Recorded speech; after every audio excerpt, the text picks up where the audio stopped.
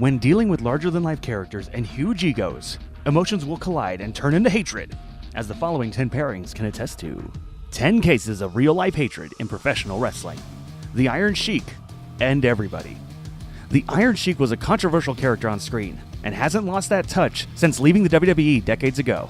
Sheik is known for being a sensation online, going on long, incoherent, hate-filled rants about stars like Hulk Hogan, Randy Savage, and Andre the Giant. This isn't one specific rivalry, but in a video about pure hatred, this had to be included, whether the hatred is completely genuine or not. Chris Jericho and Goldberg. While not on the level of the others on this list, this was a huge backstage rivalry during the Monday Night Wars. The hatred started when it was suggested Jericho end Goldberg's streak, and Goldberg didn't take too kindly to that idea.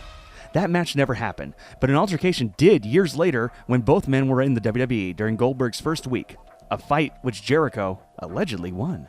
Edge and Matt Hardy. While a real-life incident instigated this, it turned into the hottest angle in WWE for 2005. When his real-life girlfriend Lita cheated on him with Edge, Matt Hardy took to the internet rather than keep it quiet. Fans reacted to this story so well that Vince McMahon was forced to put it on TV, which actually turned Edge into a mega superstar. These days, all three are completely past it and living separate lives. Ric Flair and Bret Hart. This hatred occurred after their careers were over, as both men have been critical about each other's comments and how they each feel about their respective careers in the industry. Flair claims that Hart didn't draw and wasn't as good as he says he is. On top of that, he also blames him for overexploiting his brother Owen's death. Bret has also voiced his displeasure with Flair and claims he was better draw than the 16-time champ. So it appears this hatred is ongoing and won't be solved anytime soon. Kurt Angle and Jeff Jarrett. This feud played out in surprisingly entertaining fashion on TNA Impact years ago, when Karen Angle left Kurt to be with TNA founder Jeff Jarrett. They were going at it for months, and the feud ended with TNA airing Jarrett family segments, which further enraged the Olympic gold medalist as it made him look like a bad father. The two have reportedly buried the hatchet, but with Angle's career winding down, don't expect the two sides to ever work together again. CM Punk and Triple H. CM Punk has no love lost for WWE, but his main beef is with Triple H.